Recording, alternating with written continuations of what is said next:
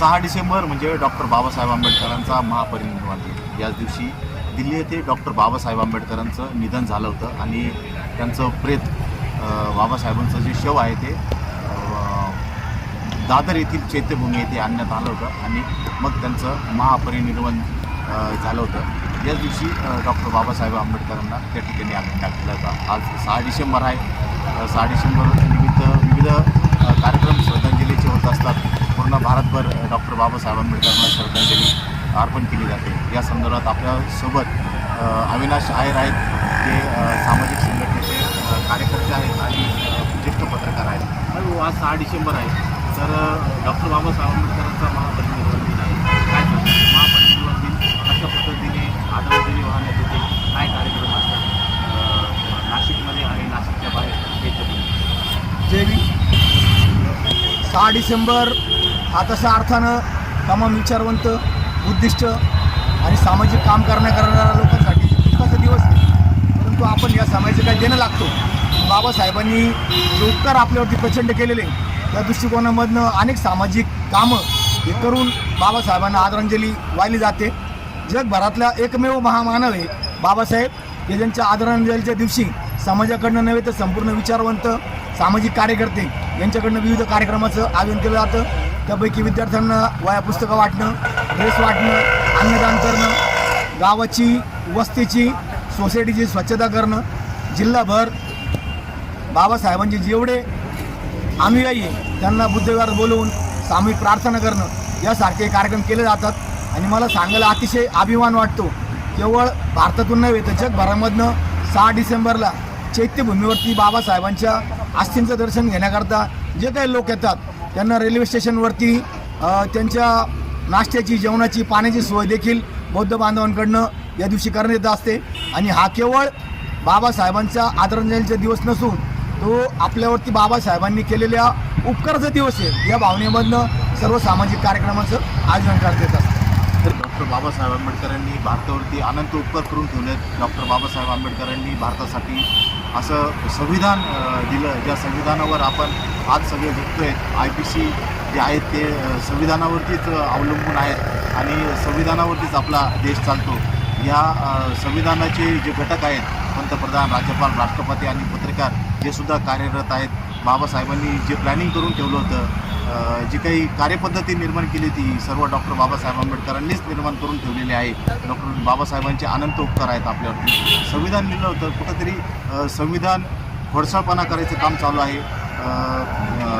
भारताचे पंतप्रधान आणि RSSचे काही जे लोक आहेत ते संविधानाची छेडछाड करत आहेत, संविधान बदलण्याचा प्रयत्न करत आहेत, मनुस्मृती आणण्याचा प्रयत्न करत आहेत। अहो काय सांगाल, संविधानाची छेडछाड करत आहेत आणि संविधान त्याच्या सोबतीला मनुवाद किंवा मनुचं जे पुस्तक आहे ते आणण्याचा प्रयत्न केला जातो। मला सांगायला मोठा अभिमान वाटतोय, जगात जेवढं काही लोकशाही राष्ट्र आहे त्या सर्व लोकशाही राष्ट्रामध्ये भारताचं संविधान हे सर्वात मोठं आहे आणि लिखित स्वरूपामध्ये।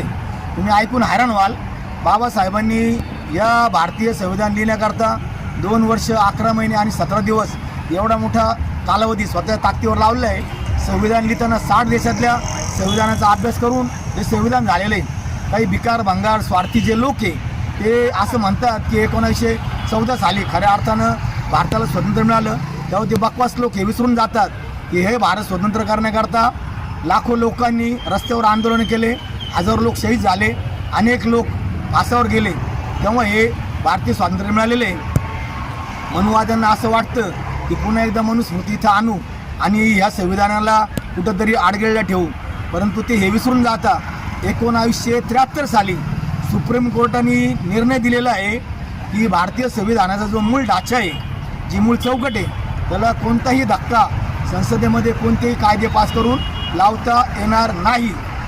भारतीची जी केस झालेली आहे, केशवानंद भारतीची, त्या केसमध्ये देखील न्यायालयाने स्पष्ट असा निर्देश दिलेला आहे की भारतीय संविधानाला धक्का लावून कोणताही कायदा संसदेला पास करता येणार नाही।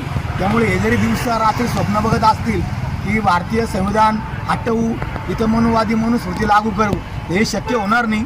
मतदानाच्या पेटीमधनं तुम्ही जरी सत्तेवर आलेला असला तरी बाबासाहेबांना मानणारा एक मोठा घटक 140 कोटीमध्ये कमीत कमी 70 ते 80% लोक हे मागासवर्गीय बुद्धिवंत आणि कट्टर आंबेडकरवादी की हा त्यांचा मनसुबा कधी खऱ्या अर्थानं अस्तित्वात येऊ देणार नाही.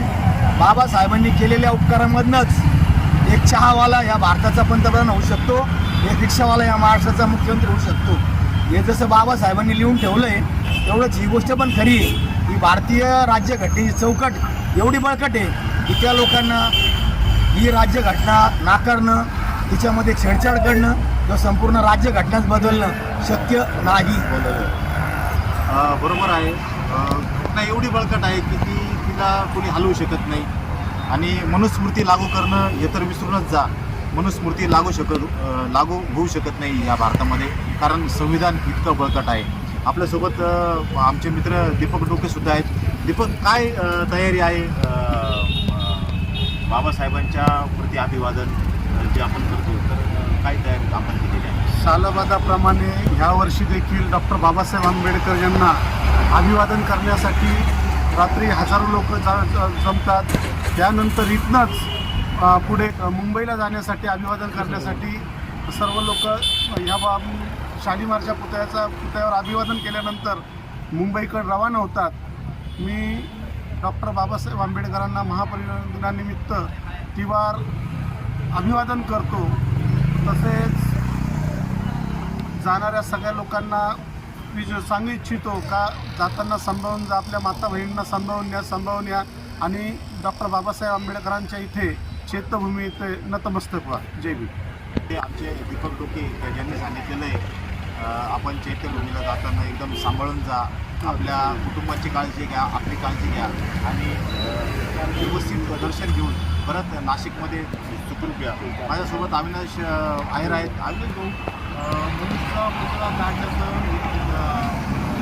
बिल पास झाले, न्यायालयाने आदेश दिले, तर हा मुलीचा पुतळा कुठे होता आणि का काढणार आहे? मला अतिशय सांगायला खेद वाटतो.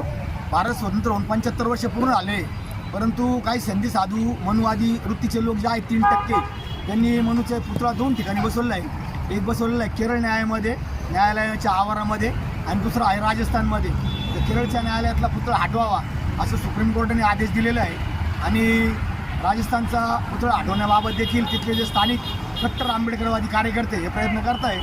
परंतु मी तुम्हाला एखाद्या एकदम स्वाभिमानाने सांगतो की आंबेडकरी चळवळ, कट्टर आंबेडकरी कार्यकर्ते हे सुरुवातीला न्यायालयीन प्रक्रियेमधून जातील, सुप्रीम कोर्टाच्या न्यायालयाच्या निकालाची वाट पाहतील.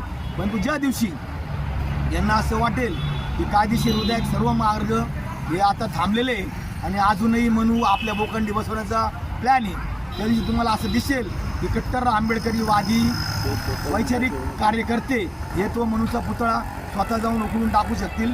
एवढी आंबेडकरी चळवळीमध्ये आता ताकद वाढलेली आहे आणि ही सगळी प्रेरणा भारतरत्न डॉक्टर बाबासाहेब आंबेडकर यांच्या विचाराची. निश्चितपणाने अभिनंदन याच्यासाठी की डॉक्टर बाबासाहेब आंबेडकरांचा पुतळा दिल्ली येथील न्यायालयात बसवला आहे आणि मनूचा पुतळा जो केरळमधला आहे तो काढण्याचे आदेश शासनाने दिलेले आहेत.